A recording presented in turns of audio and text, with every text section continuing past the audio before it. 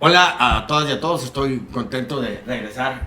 Pinky, Hola. Gaby Félix, flamante diputada. Hola. Felicidades por tu trabajo, ya hicimos un Gracias. podcast y es el quinto episodio de El gobierno no es negocio, pero queremos tratar un tema importante para la vida política del país. A partir del 1 de octubre, México tiene presidenta. La primera. 503 años, no sabemos puede ser qué pasó antes, ¿no? Pero 503 años y hoy a las mujeres se les hizo justicia. Tiempo de las mujeres, no sé, quisiera iniciar con eso. ¿Qué significa? Porque en este mensaje y que se vivió post discurso de la presidenta, que lo vamos a analizar, ¿qué significa tiempo de las mujeres? Pinky. Fíjate, yo primero quisiera decirte que en el movimiento amplio de mujeres en México, quienes hemos tenido en algún momento luchas desde el activismo y desde el feminismo, claro que es un momento que siempre deseamos y siempre alucinábamos, ¿no? Siempre hablábamos de la llegada de una mujer al poder. Hoy es una realidad. Y creo que eso también abre un poco un estado de optimismo, hay que decirlo, ¿no? Hay que decirlo, abre un estado de optimismo por la llegada de una mujer, pero obviamente esas esperanzas tienen que traducirse en resultados y en efectos muy positivos. De entrada, yo te podría decir que el hecho per se, en automático, por el simple hecho de que llegue una mujer al poder, no garantiza que ejerza el poder y que gobierne con perspectiva de género. Creo que eso hay que irlo viendo y desdoblando en la medida en que la presidenta pueda presentarnos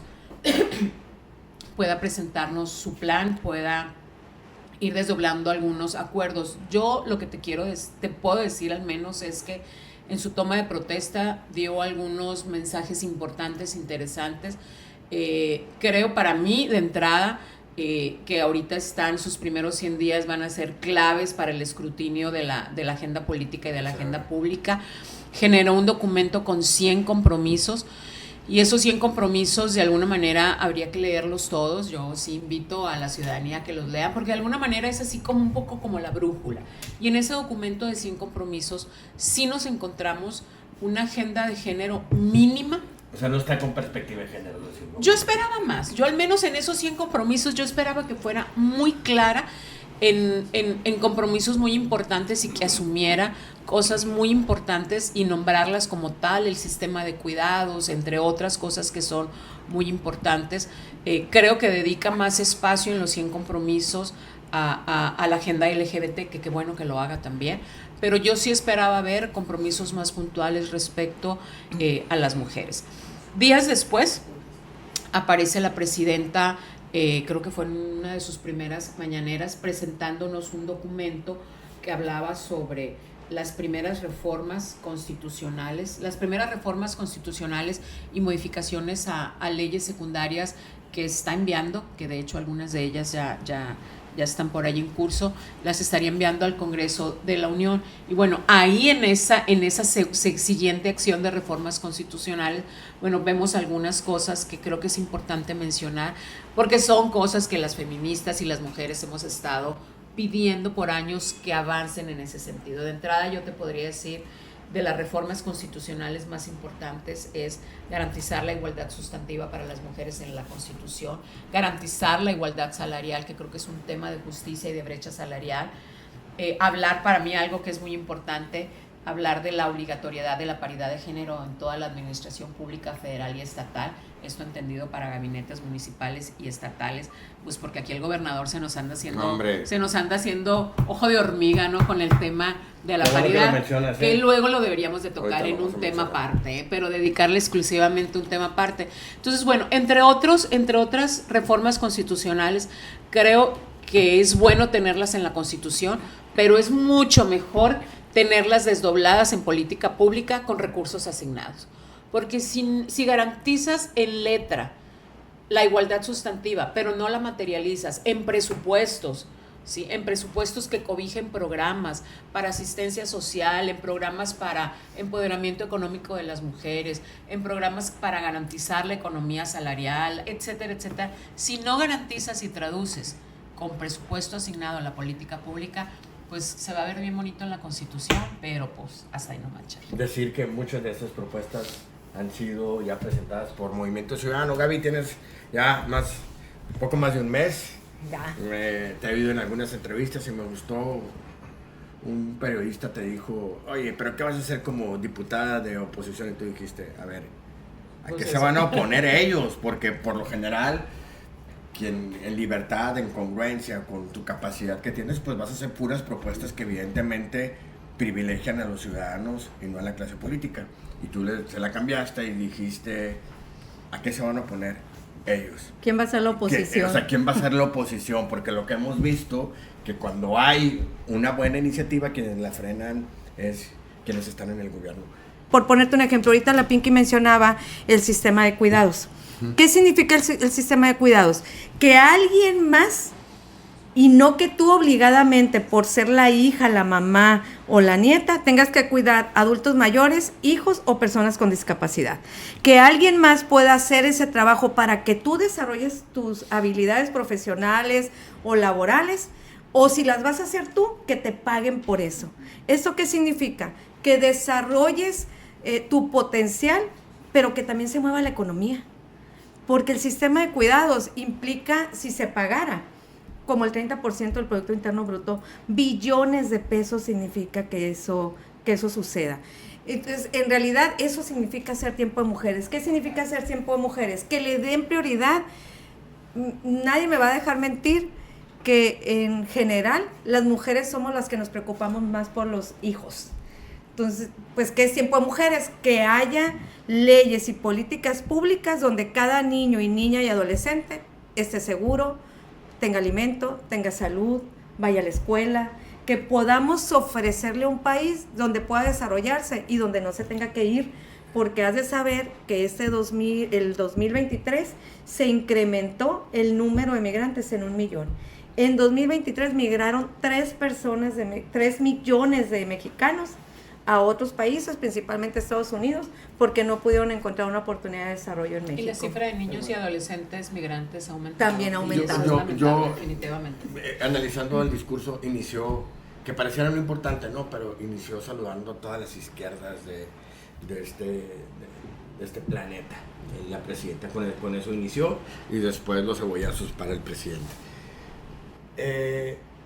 Una mujer presidenta de izquierda tiende más a ser con políticas públicas de género, o hay mujeres presidentas de centro izquierda, de democracia social. Mira, o sea, ¿qué expectativas hay? Porque le dio demasiada importancia a eso.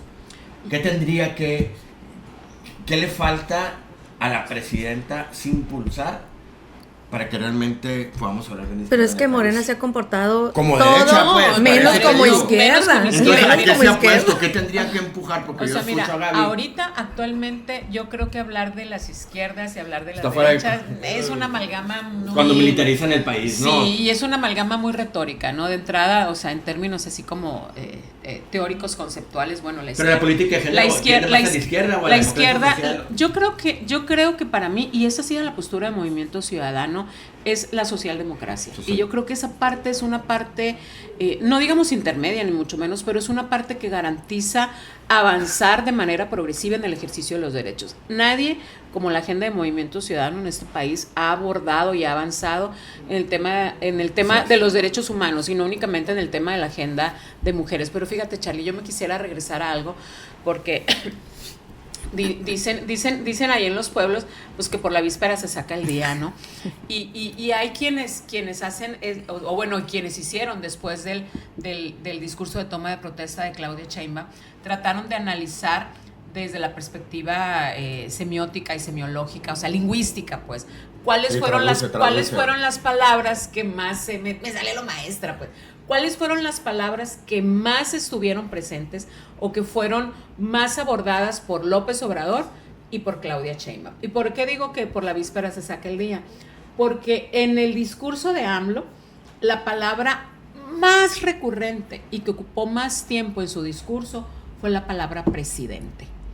Y creo que vimos desdoblar 6 años con el ejercicio del poder unipersonal, rayando en el autoritarismo. Sí, entonces Y en cambio, bueno, AMLO era presidente y era corrupción, que fue su bandera de campaña, pero que bueno, vimos un gobierno con altos índices de corrupción y que no avanzó en esa agenda, ¿no? Que fue la agenda que nos vendió. Y sin embargo, en el discurso de Claudia, sus palabras más importantes son al menos 4: pueblo, México, transformación e historia. Entonces sí hay una gran diferencia, al menos discursiva, en cómo visualiza lo que viene para México. No hablo yo así de que hay la esperanza, pero al menos creo que en términos formales su discurso ha cambiado un poco. Yo esperaría que no nomás cambiara el discurso y la narrativa, sino que cambiara la política pública y sobre todo que cambiaran aspectos tan centrales de la agenda pública como lo es la seguridad. Y ahí tiene un gran reto, ¿eh? Totalmente. Porque si bien es cierto, dio una buena señal con un gabinete paritario, Sí. también es cierto que tiene un gran compromiso de marcar su propio estilo de gobierno, porque muchos de los que se quedan en el gabinete son del sexenio anterior. Entonces tiene un reto de demostrar su propia dirigencia de este país, su marca, su sello. Oye, Gaby, en el discurso manejó 2 programas sociales. Yo entiendo perspectiva de género, programas sociales, sí. Programas sociales, Movimiento Ciudadano los ha apoyado, pero no deja de ser de repartir un dinero público a la gente, ¿no? Uno era el apoyo a las mujeres de 60 a 64. Y el otro que kinder, primaria y secundaria, becas para niñas, mencionó niñas, y que el año que entra empezaban con la secundaria. Con las secundarias. Pero, ¿qué esperarías más? O sea, ¿qué ¿qué tendría que hacer y a qué no oponerse la presidenta para decir, tenemos presidenta con A? Porque yo ahorita me quedo con presidente, ¿eh? Mientras no hagan otras cosas, ustedes son mujeres apoyan a las mujeres, pero yo vi un discurso con las izquierdas, que no tienen a la izquierda, vi un discurso de alabanza AMLO, que no veo eso como muy feminista, veo a una presidenta que a mí me dieron ganas de vomitar, que le besa la mano a un corrupto, como es Manuel Velasco, y dices tú, una presidenta llegó para darle un beso a un corrupto gobernador. ¡Wow! Eso es presidente. ¿Qué retos así como para que la gente común y corriente y la gente sí que no sabe, dijeras tú, wow, tenemos presidenta? ¿Qué temas pendientes hay? Mira, un tema pendiente en el tema de apoyos sociales que a mí en lo personal me preocupa es si son necesarios los apoyos y ellos los reparten en igualdad, es decir, universalmente. Yo ahí Movimiento Ciudadano a favor, sí, pero ¿cuál es un gran reto? Aplicar la equidad. Es decir, en una familia no necesariamente requieren los 5 apoyos sociales o 6 o 7. Requieren 3. En otra familia a lo mejor requieren los 7. Como una mamá sensata, pues. Esa es la equidad para que el dinero alcance. Porque la preocupación va a ser cuando no alcance. Entonces, ¿cómo aplicas la equidad para que quien no ocupe le estés dando y le quites al que sí ocupa? La equidad es eso, repartir. A lo mejor alguien necesita más que otro. De manera equitativa. Sí, entonces eso es el gran reto para que el recurso alcance. Porque si lo seguimos, desde mi punto de vista, haciéndolo universal, siempre va a ir en detrimento de la salud, las escuelas, las carreteras. Pues jala la cobija. Pero aparte, entre más hijos tienes, el gobierno te va a dar más, y todos, qué miedo también. Porque no están siendo... Sí, los programas sí, pero deben de ser con equidad. Y no es que una familia le des uno y le quites... una mujer responsable, decir, tú ya tienes esto, tú... Sí, y como te digo, a lo mejor en una familia sí se requieren los 5, pero a lo mejor en otra nomás se requieren los 2. A lo mejor en otro se requiere 4. La equidad del recurso público es hacer buen uso del recurso público, porque en el dar justifican lo que no hacen bien, en el dar de manera universal justifican lo que hacen mal, porque entonces después tú vas a los hospitales, tú vas a las escuelas y no están a la altura de la ciudadanía los servicios públicos y luego dicen, bueno, pero es que al cabo me dan por acá. Sí que den, pero que den con equidad. Claro. Ese es el gran reto. Pero además, Charlie, yo creo que también hay un tema que se ha tocado poco o que al menos, digo, no se ha hablado mucho de eso, porque si bien creo que nadie ha estado, y Movimiento Ciudadano ha votado a favor los temas de las políticas de bienestar, yo coincido con Gaby en un poco cuestionar la universalidad de los mismos, porque yo no creo que alguien, un empresario, o inclusive hasta el mismo expresidente que dice que ya cobra su beca del bienestar, caray, no le hace falta. O sea, no le hace falta. Sí, entonces yo creo que la universalidad de los programas sí debe de revisarse, pero debe de revisarse también en paralelo junto con otra cosa.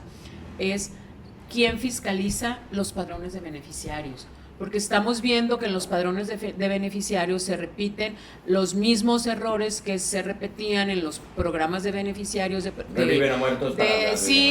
pero no únicamente, sí, o sea, de Peña Nieto, de Fox, de Felipe Calderón, por ejemplo, inclusive la Auditoría Superior de la Federación señaló graves errores y graves problemas de corrupción en la dispersión del recurso del programa Jóvenes Construyendo el Futuro. Porque no llegan.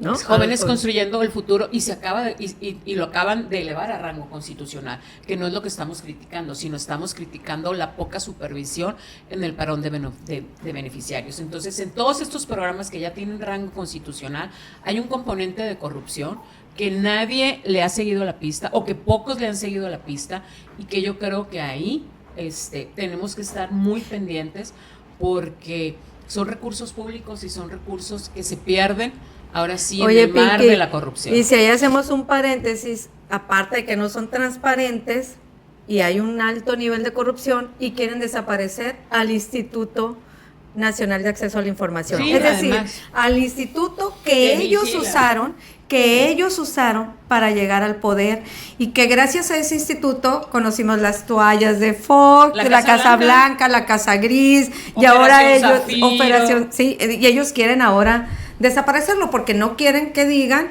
dónde no están siendo transparentes y dónde hay corrupción. Oye, Gaby, te vimos muy movida defendiendo el Poder Judicial. En el discurso y la militarización. De verdad, felicidades. Búsquela en sus redes. Muy bien. De verdad, te felicito. Hubo un mensaje en cuanto al Poder Judicial de la presidenta. Creo que decía que era más autonomía, más democracia, y también en cuanto a que no seguiría la guerra contra el narco, como lo hizo Felipe Calderón, como si no hubiera existido en el tema del narcotráfico el presidente AMLO. Por ejemplo, con eso. Esas son mentiras de una presidenta. Pero no nomás eso, fíjate lo grave de la militarización.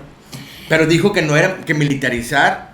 Que lo que hicieron no fue militarizar. Que no era militarizar el país. O sea, de entrada sí mintió. Que la Guardia Nacional no era militarizar. Lo que pasa es que ellos dicen, ya estaba militarizada, porque la Guardia Nacional, el 80% más venían de la Sedena con formación militar, y la formación militar es letal, es decir, ellos están preparados o están formados para matar. Es su solución. De poner orden. Es la formación que tienen, no es tanto su solución, es la formación.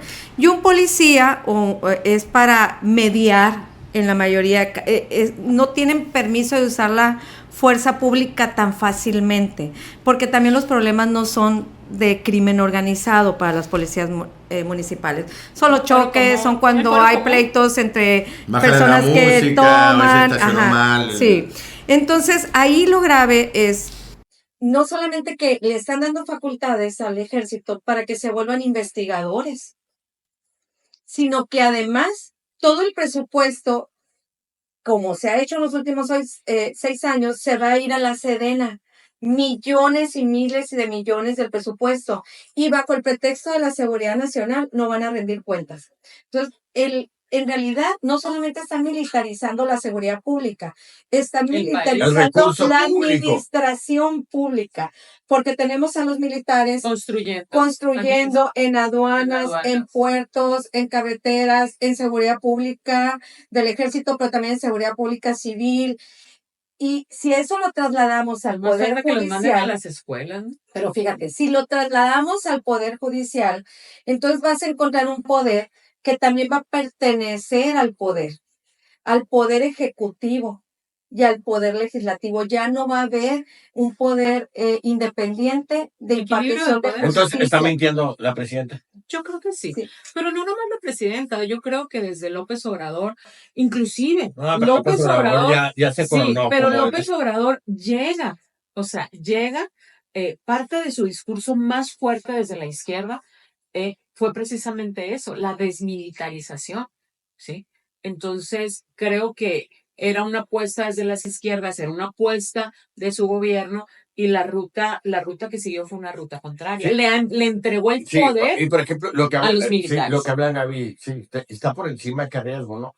Que ningún país del mundo le ha ido bien cuando el poder militar está por encima del político. Está muy cabrón. Y por encima de la Constitución. Cuando fui diputado federal, le entramos que le están dando seguimiento al tema del tren Imuris, el tren fantasma.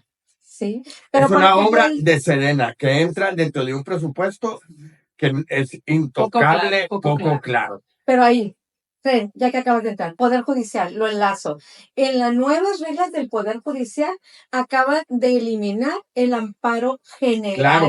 Entonces, si un ciudadano dice, ese tren me afecta porque va a afectar el agua del municipio, va a afectar el medio ambiente, no puede. Sí, Ya no lo puede ese tener. amparo. Ya no hay quien lo Entonces, defienda. entonces en el tema del tren Imuris, 1, opaco. 2, los palabras tenían mucho miedo porque dicen, ¿qué onda? Por ahí va a pasar algo, me van a contaminar todo el agua, o sea, un rollo, ¿no? Pero aparte, en Nogales despojaron a la gente de sus terrenos, de sus propiedades, de sus casas para poder construir. Nosotros estábamos solicitando a organizaciones civiles que con claridad dijeran, ¿cuánto le está pagando por su casa? ¿Con cuántos ¿Y sabes qué dijo el gobierno del estado? Nomás así como porque se creen en AMLO, de que nos vamos a reservar por seguridad nacional. Por eso. Y es tema de todos Sedena, están y viene en todos. un presupuesto de la Sedena, y Porque lo pues, están no construyendo sabe. el ejército. Entonces las grandes obras, al momento de construirlas, la Sedena, dicen que es un tema de seguridad nacional y se reserva toda la información. No, y decirle a la gente qué es lo preocupante, así yo nomás para terminar el tema, porque lo mencionó la presidenta, pues echando mentiras. No podemos recibir de cuánto se gastó, sabemos que 2, 3, 4 partes más de lo previsto en el Tren Maya, igual en el aeropuerto. No podemos saber dinero de nosotros, pero también afectaron el medio ambiente. También. Y los derechos del medio ambiente, afectaron los derechos de la gente a su patrimonio. Ya no hay poder judicial para uno poder amparar y que le corrija la plana la Suprema Corte a las decisiones arbitrarias del gobierno. Eso es muy delicado. Gaby, ¿qué le dirías a la gente de lo que más te preocupa y que es un gran reto para la presidenta? Que esperamos avanzar con el tema del Poder Judicial, que no transite esa reforma a la Constitución. 3 cosas que les digo de eso. Van a despedir a miles de jueces, magistrados y ministros que tienen una experiencia y una carrera judicial en este tema. Van a hacerte creer que por tu voto popular van a elegir los siguientes jueces, ministros y magistrados, pero en realidad no es cierto, porque quien va a decidir la lista porque tú vas a elegir son los mismos de Morena. Es el oficialismo, lo van a decidir desde la Cámara de Diputados, desde el Senado, desde la propia Presidencia de la República y desde el Poder Judicial, que también ahí está cooptado por algunos de Morena, ¿no? Y entonces, en realidad no vas a elegir a los que tú quieras, vas a elegir a los que ellos te digan. Y la otra es que no se atiende la Procuración de Justicia. Se fueron con el razonamiento de la... problemas del iceberg. Sí, pues se fueron con el tema de la corrupción en jueces, pero no atentan, no corrigen a las fiscalías, a los investigadores, a los peritos, a los policías, todo eso de todos lo los dejaron delitos, fuera. el 2% solamente le llega a los jueces. Entonces, pero además llega con la información culpables. de toda la cadena de información. Así es. Entonces, realmente hay un caso, Bolivia, tiene 17 años y es el peor fracaso de impartición de justicia y es igualito como lo estamos haciendo o lo hicieron los de Morena aquí en México. Pues yo creo que Evo convenció ahí a López Obrador, en alguno de sus tantas reuniones, viajecitos y demás. Pinky. Fíjate, yo regreso un poquito con la esperanza que desde el movimiento feminista se ha puesto y se ha centrado en Claudia Sheinbaum.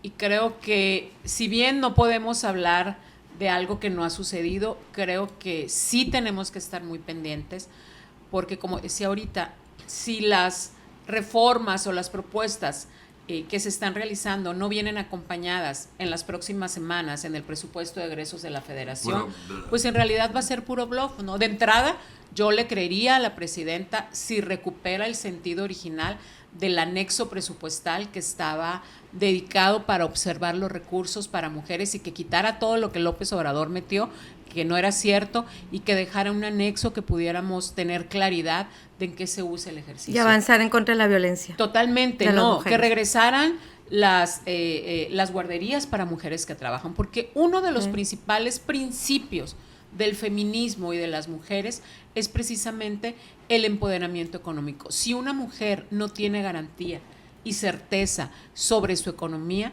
obviamente puede regresar al ciclo de violencia que ha tenido durante muchos años. ¿Y dos derechos afectados? ¿El de la mujer? Sí, totalmente. Y de la niñez. Entonces, ¿no? Yo creo, yo al menos desde la trinchera que me toca estar, Charlie, voy a estar muy atenta. Participo en varias organizaciones de mujeres, en varias redes de mujeres, que estaremos observando las políticas públicas derivadas de la presidencia, y estaremos muy atentas también a señalar lo malo y a reconocer lo bueno, porque creo que también es importante que una mujer llegue con las posibilidades de ejercer un liderazgo real, porque hay que decirlo, cuando las mujeres llegamos al poder, se nos exige el doble de lo que nunca se les exige a los hombres. Entonces, sí vamos a estar muy atentas del ejercicio de la presidenta, pero también vamos a estar muy sororas apoyando en aquellas acciones y en aquella política pública que en realidad impacte no únicamente a las mujeres, que impacte a las infancias, que mejore la seguridad, que mejore la calidad de los servicios educativos, y también de algo que yo creo que hemos adolecido los últimos 6 años, de los servicios de salud. Y cuando yo digo es tiempo de las mujeres, no solamente porque están gobernando, hay muchas gobernadoras y alcaldesas y lo han hecho pésimo, no es un tema como de género, creo que son las políticas públicas que alcanzan a llegar, pero también una gran responsabilidad de que realmente se empoderen las diputadas, por ejemplo, y hay que entrarle un tema para la siguiente, ¿qué opina la gente? El tema del gabinete, de más de 50 del gabinete empleados, solamente son 18 mujeres, vemos algunas recicladas que son compromisos políticos y no necesariamente por capacidad en el puesto, porque no tienen la experiencia.